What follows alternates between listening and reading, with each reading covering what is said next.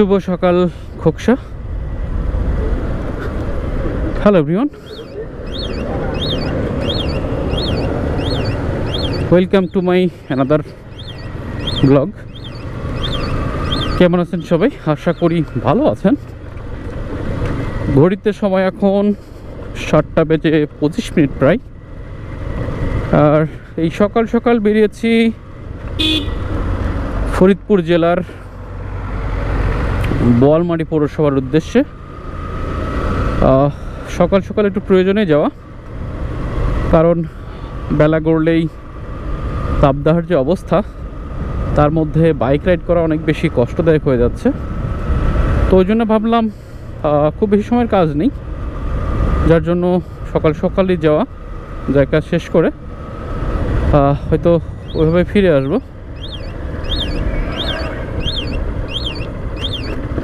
কালকে ঘটনা বলি, সেটা হচ্ছে যে দুপুর করে বেরিয়েছিলাম কুষ্টিয়ার উদ্দেশ্যে একটু প্রয়োজনেই।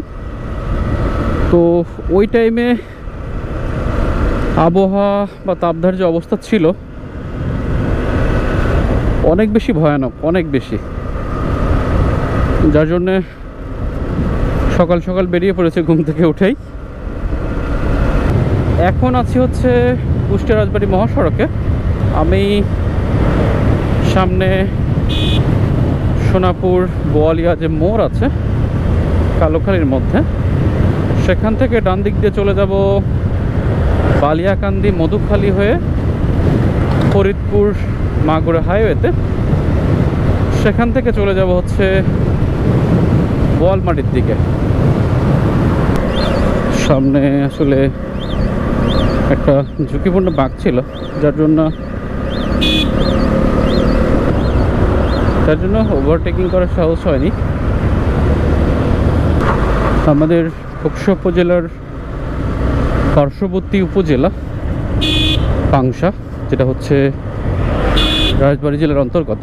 আর এটা হচ্ছে পাংশা বাস স্ট্যান্ড। অনেকদিন পাংশাতে আসা হয় না, ব্যস্ততার কারণে মামা বাড়িতে। চলে আসলাম বোয়ালিয়া মোড়। বাম সাইডের দিকে গেল হচ্ছে আপনার রাজবাড়ি, আর ডান সাইড দিয়ে চলে গেল হচ্ছে বালিয়াকান্দি, মধুখালী, নলিয়া, জামালপুর।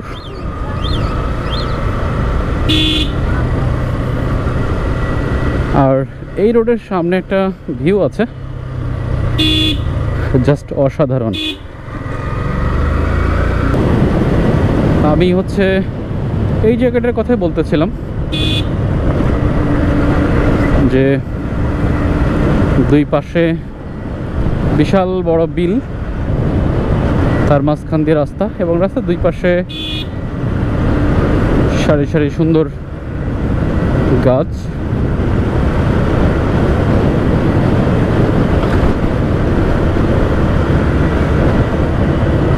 ভালো লাগার মতোই পরিবেশ। আর এখানে দাঁড়ালে পরে অনেক বাতাস থাকে। এটা হচ্ছে সোনাপুর বাজার, বেশ জাঁকজমকই থাকে সবসময়।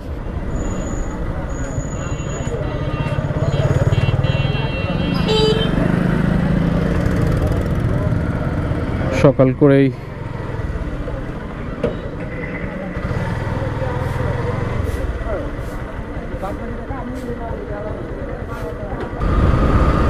আর সোনাপুর বাজার ছেড়ে এসে রসুলপুর এবং সোনাপুরের মাঝামাঝি এই অংশটাও আমার কাছে অনেক বেশি ভালো লাগে। হয়তো আপনারা রোড ভিউটা দেখতে পাচ্ছেন,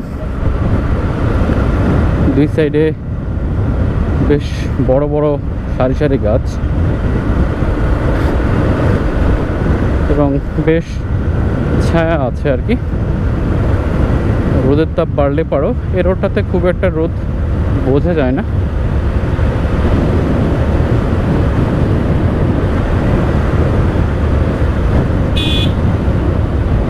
এখান থেকে বালিয়াকান্দি আরও 9 কিলো পথ।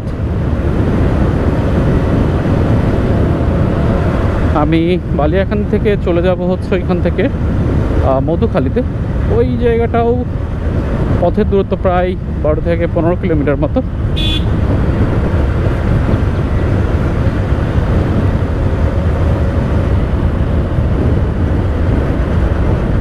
এইটাই সেই রসুলপুর।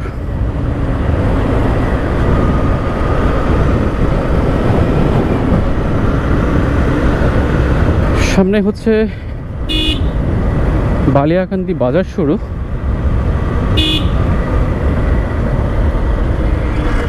এটাও কিন্তু একটা উপজেলা।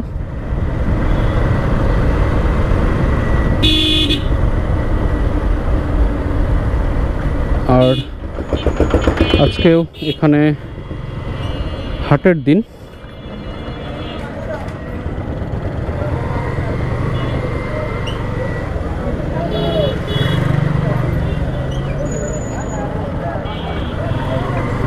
পেঁয়াজের বেশ বড়সড় হাটই বসে এখানে।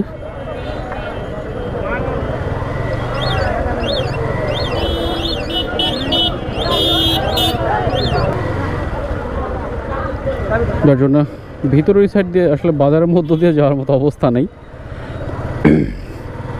এবং তার থেকে বড় কথা হচ্ছে যে এই সাইড থেকেই আসলে সহজেই মধুখালী চলে যাওয়া যাবে।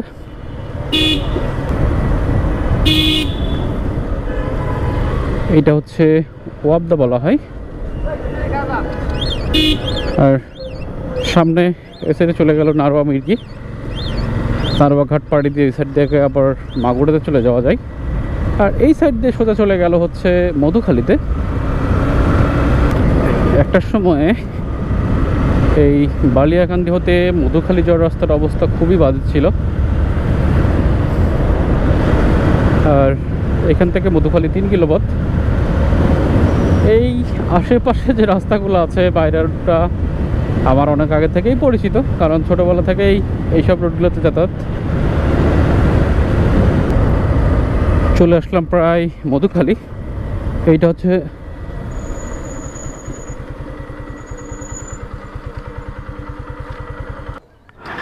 যাই হোক, আমি রোড এটাই ছিল, বাট রোডে কাজ হচ্ছে, আমাকে ওই পাশ থেকে একটু ঘুরে যেতে হবে।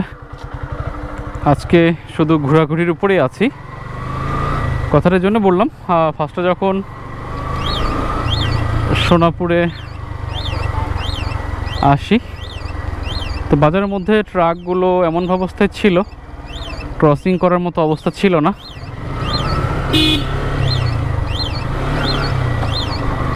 ওই জন্যে আবার সেই মাঠের ভিতর দিকে ঘুরে আসতে হয়েছে।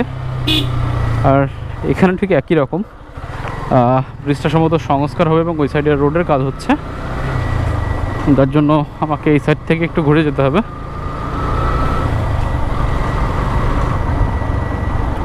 আর আপনার মধুখালী সুগার মিল এবং থানা সেটা ব্রিজ থেকে সামনের ওই সাইডে একটু থাকলো। অনেক দিন বাদে এই রোডটাতে আসলাম, কারণ এই যে ডান সাইডের দিকেই আমার এক হচ্ছে আত্মীয় বাড়ি আছে।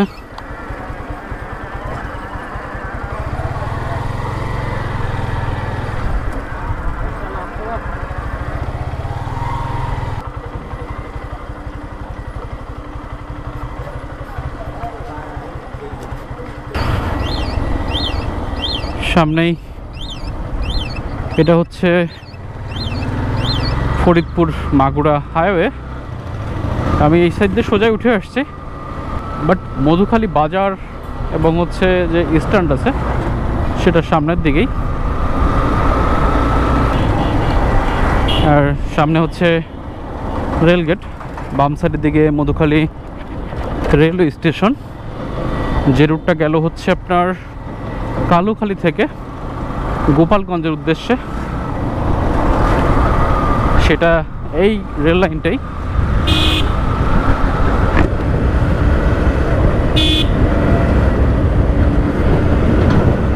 আর আমাকে এই পথ ধরে অনেকটা পথ আগাতে হবে, তারপর ওইখান থেকে ডান দিকে চলে গেল হচ্ছে সাতর হয়ে বোয়ালমারি হয়ে গোপালগঞ্জ যাওয়ার রোড।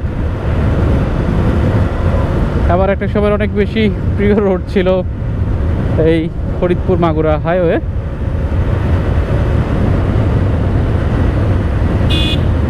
কারণ রোডের দুই পাশে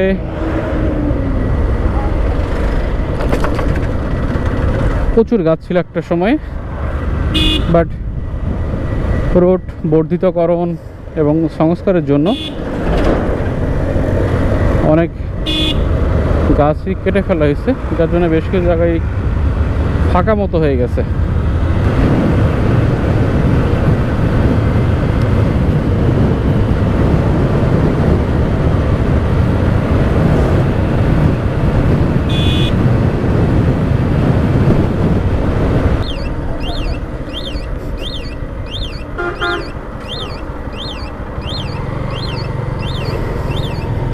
চলে আসলাম মাঝকান্দিতে। এটাই হচ্ছে সাতর হয়ে বোয়ালমারি যাওয়ার রোড। প্রায় ঘন্টাখানেক বাইক চালালাম, অনেকটা পথ চলেও আসছি। নিজের কাছে মনে হচ্ছে একটু যাত্রা বিরতি দরকার। বাইক রাইডে যাত্রা বিরতি অনেক বেশি সহায়ক। কথার জন্য বললাম, আমি যেভাবে বাইক রাইড করি সেটা আমি শেয়ার করি। আমি প্রথমে চিন্তা করি যে আমি কত কিলো পথ চলবো এবং সেটাকে একটা অ্যাভারেজ করি, যে আমি যদি ঘন্টায় 60 বা 70 কিলোমিটার গতিবেগে যাই তাহলে আমার এই এত কিলো পথে আমার এত সময় লাগবে, এবং সেটাকে কয়েক ভাগে আসলে ভাগ করি, তাতে কী হবে এত কিলো পর পর আমি আসলে বিশ্রাম দিব। কারণ যেহেতু আপনি একটা মেশিন নিয়ে চলবেন, প্লাস আপনার একটা নিজেরও শরীর আছে, এক ক্লান্তি ভাব আসবে, বিরক্ত বোধ হবে রাইডে। তো রাইডটাকে উপভোগ করার জন্য অবশ্যই আপনার যাত্রা বিরতি প্রয়োজন। আপনি দাঁড়ালেন, মাঝে মধ্যে চা খেলেন, হাত মুখ দিয়ে ফ্রেশ হলেন, এভাবে করে আপনি অনেকটা পথই ক্লান্তি ছাড়াই চলতে পারবেন।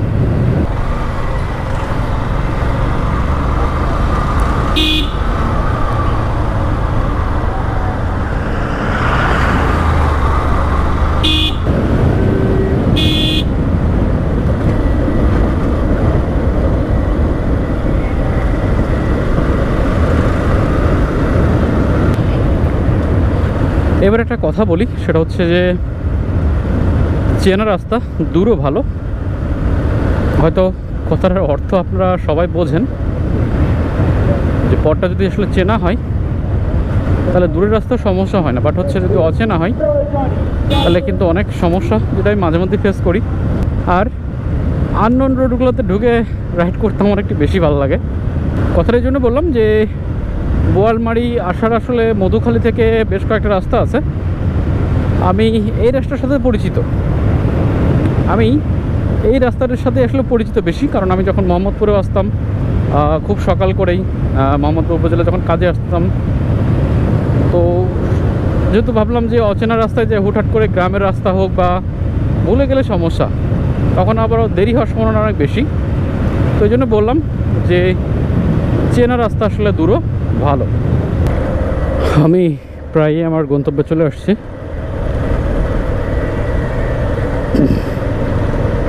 আর একটু সামনে গেলেই বোয়ালমারি পৌরসভা।